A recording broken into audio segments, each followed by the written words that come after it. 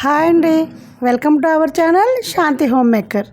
Morning tiffin ఏమీ లేనప్పుడు అప్పటికప్పుడు జొన్న రవ్వ దోశలు చాలా టేస్టీగా హెల్తీగా ఎలా చేయాలో చూసేద్దామా? Let's start video.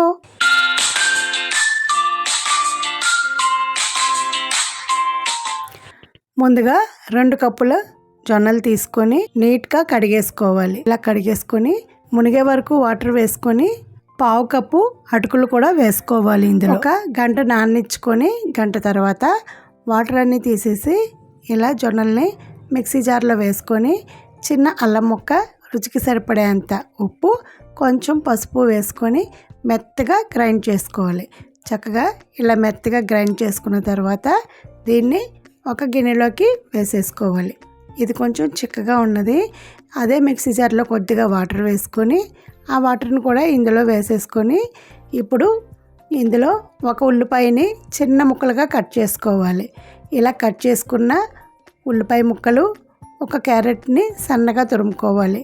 ఇలా క్యారెట్ తురుము, 2 పచ్చిమిరపకాయలు సన్నగా కట్ చేసుకొని పచ్చిమిరపకాయలు, కరివేపాకును కూడా కట్ చేసుకున్న కరివేపాకు, 1/2 స్పూన్ జీలకర్ర, 1/2 స్పూన్ వాము వేసుకోవాలి. ఇలా వేసుకున్న తర్వాత వీటన్నింటినీ బాగా కలిసేలాగా కలుపుకోవాలి. ఇది కొంచెం తిక్కగానే ఉంది. ఇందులో ఇంకొంచెం వాటర్ వేసుకుంటే దోశలు పల్చగా బాగా వస్తాయి. వాటర్ వేసుకొని ఒకసారి బాగా కలిపేసుకోవాలి. ఇది నానితే చాలా మంచిది. లేదు టైం లేదు అప్పటికప్పుడు వేసుకోవాలి అనుకుంటే కనుక జొన్న పిండి బయట దొరుకుతుంది, ఆ పిండి కలుపుకొని కూడా వేసుకోవచ్చు.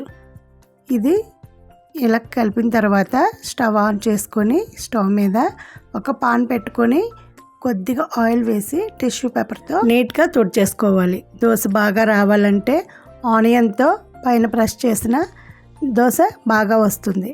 ఇప్పుడు దీనిపై ముందుగా కలిపి పెట్టుకున్న ఈ దోశ పిండిని చక్కగా వేసుకొని దీనిపై కరివేపాకు పొడి కానీ, మునగాకు పొడి కానీ, లేదంటే చిల్లీ ఫ్లేక్స్ కానీ, ఇవేమీ లేకపోతే డైలీ వాడుకునే కూరకారం కూడా వేసుకోవచ్చు. ఇది వేసుకున్న తర్వాత మంచి ఫ్లేవర్ టేస్ట్ కోసం క్యాబేజ్ని సన్నగా తురుముకొని వేసుకోవాలి. దీని టేస్ట్ అయితే చాలా బాగుంటుంది. ఇప్పుడు దీనిపై కొద్దిగా నెయ్యి వేసుకొని రోస్ట్గా కాల్చుకోవాలి.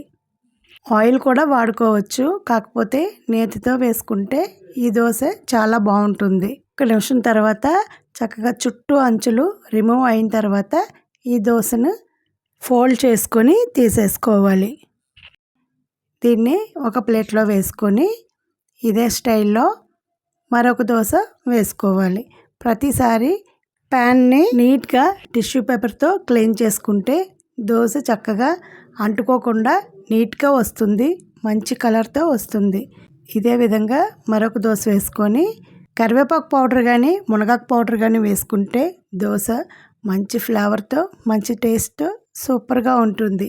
ఆరోగ్యానికి కూడా చాలా మంచిది. అంతేకాదండి, వెయిట్ లాస్ అవ్వడానికి ఈ దోశలు బాగా ఉపయోగపడతాయి. క్యాబేజ్ చాలామంది తినరు, కానీ క్యాబేజ్లో మంచి పోషక విలువలు ఉంటాయి.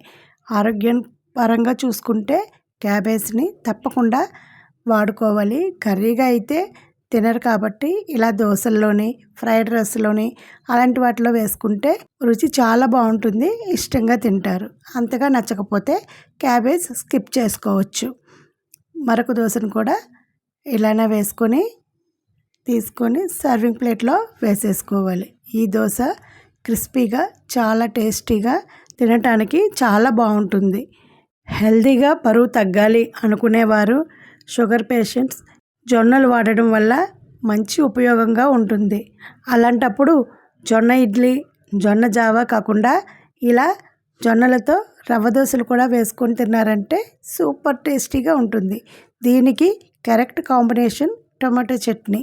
ఈ టమాటో చట్నీతో ఈ దోశ సూపర్గా ఉంటుంది. ఈ దోశలు అయితే మీకు నచ్చినాయి అనుకుంటున్నాను.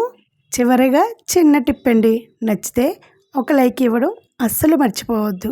ఎప్పటికైనా చనిపోతాము అని తెలిసి కూడా బ్రతుకు పండిని లాగుతున్న జీవితాలు మనవి. ఈ కాస్త సమయంలో నిందారోపణలు, అవరోహణలు, గొడవలు అవసరమా? ఆలోచించండి. చక్కగా ఎప్పుడు నవ్వుతూ మన చుట్టూ ఉన్న వారిని నవ్విస్తూ ఆనందంగా హాయిగా గడిపేద్దాం. ఏమంటారు? ఈ వీడియోని ఎక్కడ స్కిప్ చేయకుండా చూస్తున్నందుకు చాలా చాలా చాలా thanks. Thank you for watching. Keep smiling. Bye bye.